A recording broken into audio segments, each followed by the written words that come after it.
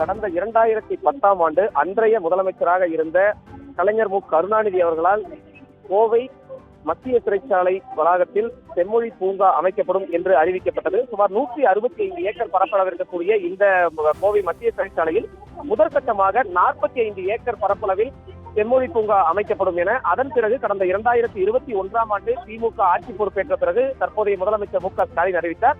அதன்படி 2023ஆம் ஆண்டு இந்த செம்மொழி பூங்கா அமைப்பதற்கான அடிக்கல் நாட்டப்பட்டு பணிகளானது துவங்கப்பட்டது. தற்போது இந்த பணிகள் நிறைவடைந்து இன்றைய தினம் தமிழக முதலமைச்சர் ஸ்டாலின் இந்த பூங்காவை திறந்து வைத்திருக்கிறார். சுமார் 208.5 கோடி ரூபாய் மதிப்பீட்டில் இந்த பூங்காவானது அமைக்கப்பட்டிருக்கிறது. 45 ஏக்கர் பரப்பளவில் இந்த பூங்கா அமைக்கப்பட்டிருக்கக்கூடிய நிலையில தற்போது இந்த பூங்காவிற்கான கல்வெட்டை முதலமைச்சர் திறந்து வைத்திருக்கிறார். இந்த பூங்காவின் சிறப்பு அம்சம் என்று சொல்ல போனால் பூங்கா வளாகத்தில் செயற்கையான ஒரு மலைக்குன்றானது உருவாக்கப்பட்டிருக்கிறது. அந்த மலைக்குன்றில் நீர்வீழ்ச்சி வருவது போன்ற ஒரு செயற்கை காட்சியும் இங்கே நிறுவப்பட்டிருக்கிறது.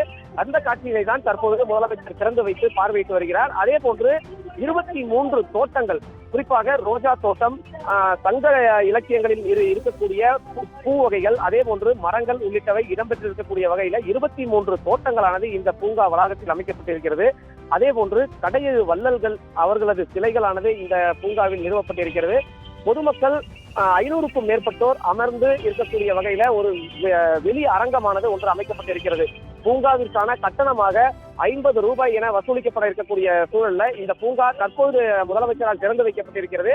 பூங்கா இன்று திறந்து வைக்கப்பட்டாலும் வருகிற டிசம்பர் முதல் வாரத்திலிருந்துதான் இந்த பூங்காவில் பொதுமக்கள் அனுமதிக்கப்படுவார்கள் என்று கூறப்பட்டிருக்கிறது. இந்த குறிப்பாக இந்த ரோஜா பூங்கா என்பது இந்த செம்மொழி பூங்காவில் ஒரு சிறப்பிடம் பெற்றிருக்கிறது. அந்த ரோஜா பூங்காவில் சுமார் 2000த்திற்கும் மேற்பட்ட மலர்கள் இந்த பூங்காவில் வைக்கப்பட்டிருக்கிறது. 2000த்திற்கும் மேற்பட்ட ரோஜா வகைகள் வைக்கப்பட்டிருக்கக்கூடிய நிலையில கடந்த ஒரு மாதத்திற்கு முன்பே இந்த வைக்கப்பட்டிருக்க அனைத்து பூ செடிகளும் இங்கு நிறுவப்பட்டு இங்கு இருக்கக்கூடிய மாநகராட்சி பணியாளர்களால் பராமரிக்கப்பட்டு வருகிறது. அது மட்டுமின்றி பல்வேறு வகையிலான மரங்கள் இங்கு வைக்கப்பட்டிருக்கின்றன.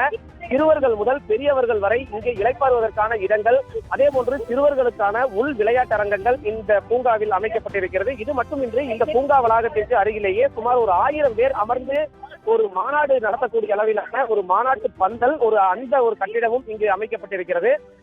தொடர்ந்து இந்த பூங்காவில் பல்வேறு வகையிலான சிறப்பு அம்சங்கள் இடம்பெற்றிருக்கக்கூடிய நிலையில தற்போது முதலமைச்சர் இந்த பூங்காவை திறந்து வைத்து உள்ளே பார்வையிட்டுக் கொண்டிருக்கிறார். முதலமைச்சர் வருகையொட்டி பல்வேறு ஏற்பாடுகள் இங்கு செய்யப்பட்டிருக்கிறது. குறிப்பாக இந்த பூங்கா வளாகத்திற்குள் சிறு கலை நிகழ்ச்சிகள் ஏற்பாடு செய்யப்பட்டிருக்கிறது. அந்த கலை நிகழ்ச்சிகள் தற்போது முதலமைச்சர் இங்கு இருந்து ஒரு 10 நிமிடம் முதலமைச்சர் இந்த கலை நிகழ்ச்சியை பார்த்து ரசிக்கும் வகையிலான ஏற்பாடுகள் செய்யப்பட்டிருக்கிறது.